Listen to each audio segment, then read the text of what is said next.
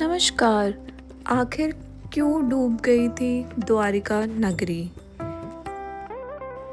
राधे राधे सभी को। कैसे हैं आप लोग?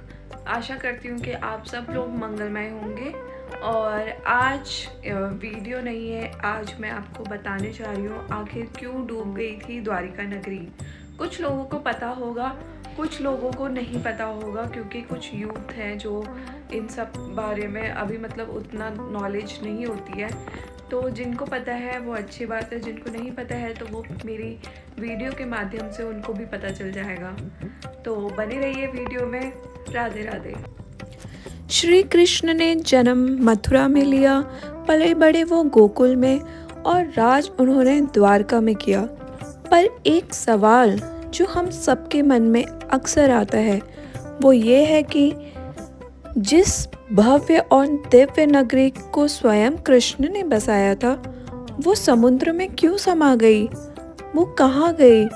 इसके बाद कृष्ण जी का क्या हुआ? वो कहाँ चले गए? नमस्कार दोस्तों। तो आज मैं आपको बताने जा रही हूँ कि द्वारिका नगरी अचानक से कहाँ गायब हो गई। द्वारिका नगरी श्री कृष्ण की कर्म भूमि के नाम से भी विख्यात है। महाभारत में वर्णित कथा के अनुसार भगवान श्री कृष्ण ने जब कंस का वध किया था तब जरासंध ने प्रण लिया कि वो श्री कृष्ण और सभी यदुवंशी का वध कर देगा और जब भी जरासंध को अवसर मिलता वो मथुरा और यदुवंशी में आक्रमण कर देता। उसका अत्याचार बढ़ता जा रहा था। ऐसे में कृष्ण ने मथुरा छोड़ देना ही बेहतर समझा। मथुरा छोड़ने के बाद उन्होंने समुद्र किनारे एक दिव्य और सुंदर नगरी की स्थापना की। यहाँ आने के बाद वो कुशल से जीवन यापन करने लगे और वक्त का पहिया घूमा और लगभग 36 वर्ष तक कुशलतापूर्वक राज्य का संचालन करने के बाद एक दिन अचानक उन्होंने देह त्यागने के बाद कारण बताया जाता है नगरी श्री कृष्ण के पुत्र साम उसी समय मित्रों के साथ हंसी ठिठोली कर रहे थे समा गई। उस समय महर्षि विश्वामित्र और कण्व ऋषि ने द्वारिका में प्रवेश किया। जब साम के नवयुवक मित्रों की दृष्टि इन महान ऋषियों पर पड़ी तो वे इन पुण्य आत्माओं का अपमान कर बैठे। इन युवकों ने साम को एक महिला के वेश में तैयार किया और महर्षि विश्वामित्र तथा कण्व ऋषि के सामने पहुंचकर उनसे बोले, यह स्त्री गर्भवती है, आप देखकर बताइए कि इसके गर्भ में क्या उत्पन्न होगा। दोनों ही ऋषि युवकों के इस परिहास से अत्यंत क्रोधित हुए और उन्होंने कहा कि इसके गर्भ से एक मूसल उत्पन्न होगा जिससे तुम जैसे दुष्ट, असभ्य और क्रूर लोग अपने समस्त कुल का नाश कर लेंगे। इस घटना का पता श्री कृष्ण को चला तो उन्होंने कहा, यह ऋषियों की वाणी है, व्यर्थ नहीं जाएगी। और अगले ही दिन साम ने एक मूसल उत्पन्न किया। इस मूसल को राजा उग्रसेन ने समुद्र में फेंकवा दिया। साथ ही कृष्ण ने नगर में घोषणा करा दी कि अब कोई भी नगरवासी अपने घर में मदिरा नहीं बनाएगा, क्योंकि कृष्ण नहीं चाहते थे कि उनके कुल के लोग और संबंधी मदिरा के नशे में कोई अनुचित व्यवहार कर परिवार सहित एक दूसरे का नाश कर बैठे। क्योंकि ऋषियों की वाणी तो सच होनी ही थी।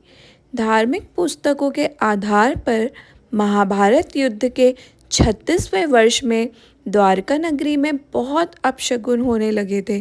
कान्हा ने सभी यदुवंशी पुरुषों को तीर्थ पर जाने के लिए कहा। इस पर सभी लोग द्वारका नगरी से तीर्थ के लिए निकल गए। प्रभास क्षेत्र पर आने पर विश्राम के दौरान किसी बात पर ये लोग आपस में भिड़ गए।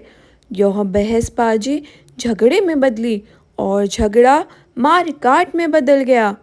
इस दौरान ऋषियों का श्राप इस रूप में फलीभूत हुआ कि साम ने जिस मूसल को उत्पन्न किया था उसके प्रभाव से प्रभास क्षेत्र में खड़ी एराक घास की लड़ाई के दौरान जो भी उखाड़ता वो एरका घास मूसल में परिवर्तित हो जाती। ऐसा मूसल जिसका एक प्रहार ही व्यक्ति के प्राण लेने के लिए पर्याप्त था। इस लड़ाई में श्री कृष्ण के पुत्र प्रद्युम्न भी मारे गए। सूचना मिलते ही कान्हा प्रभास क्षेत्र पहुंचे। अपने पुत्र और प्रियजनों को मृत देखकर श्री कृष्ण ने क्रोध में वहां खड़ी एर का घास उखाड़ ली और हाथ में आते ही उस घास ने मूसल का रूप ले लिया। लड़ाई में जो लोग बचे रह गए थे, जिन्होंने अपने परिजनों को मारा था, श्री कृष्ण ने एक एक वार से उन सभी का वध कर दिया। अंत में सिर्फ श्री कृष्ण, उनके सारथी दारुक और बलराम बचे। इस पर श्री कृष्ण ने दारुक से कहा कि हस्तिनापुर जाकर अर्जुन को यहाँ ले आओ। फिर बलराम को वहीं रुकने को कहा और स्वयं अपने पिता को इस संहार के बारे में सूचित करके द्वारका चले गए। कान्हा ने वासुदेव जी को इस नरसंहार के बारे में बताया और कहा कि जल्द यहाँ अर्जुन आएंगे। आप नगर की स्त्रियां और बच्चों को लेकर अर्जुन के साथ हस्तिनापुर चले जाइएगा।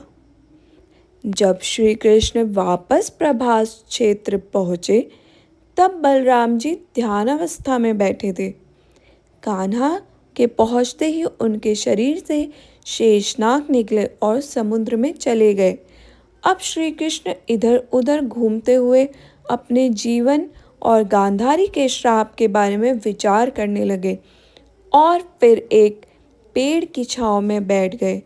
इसी समय जरा नामक एक शिकारी का बाण उनके पैरों में आकर लगा, जिसने दूर से उनके पैरों के अंगूठे को हिरण का मुख समझकर बाण चला दिया था। जब वह शिकारी शिकार उठाने पहुंचा तो श्री कृष्ण को देखकर क्षमा मांगने लगा। कान्हा ने उसे अभय दान देकर देह त्याग दी। अर्जुन ने द्वारिका पहुंचकर वासुदेव जी से कहा कि वह नगर में शेष बचे सभी लोगों को हस्तिनापुर चलने की तैयारी का आदेश दे। फिर अर्जुन ने प्रभास क्षेत्र जाकर सभी यदुवंशियों का अंतिम संस्कार किया। अगले दिन वासुदेव जी ने प्राण त्याग दिए। उस पर उनका अंतिम संस्कार कर अर्जुन सभी महिलाओं और बच्चों को लेकर द्वारका से निकल गए। जैसे ही उन लोगों ने नगर छोड़ा, द्वारका का राजमहल और नगरी समुद्र में समा गई।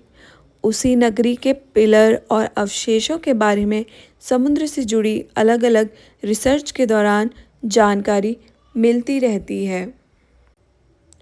द्वारका नगरी भारत के सबसे प्राचीन शहरों में से एक है।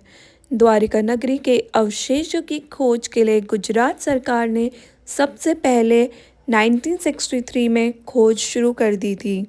1980 में भारतीय पुरातत्व सर्वे की टीम ने समुद्र में द्वारका नगरी की तलाश की थी। 2005 और 2007 में भारतीय नौसेना के गोताखोरों ने समुद्र में द्वारका नगरी की तलाश की थी। तो आप लोगों को कैसे लगी आज की ये वीडियो, कमेंट करके ज़रूर बताइएगा और ये भी कमेंट करके बताइएगा कि किस किस को इस कथा के बारे में पहले से ही पता था। मिलते हैं आपसे नेक्स्ट वीडियो में, तब तक के लिए राधे राधे। जितने भी नए लोग अगर ये वीडियो देख रहे हैं तो प्लीज़ चैनल को सब्सक्राइब किए बिना ना जाएं, चैनल को सब्सक्राइब ज़रूर कर दीजिएगा। और ऐसी वीडियो अगर आपको पसंद आई है तो कमेंट करके ज़रूर बताइएगा।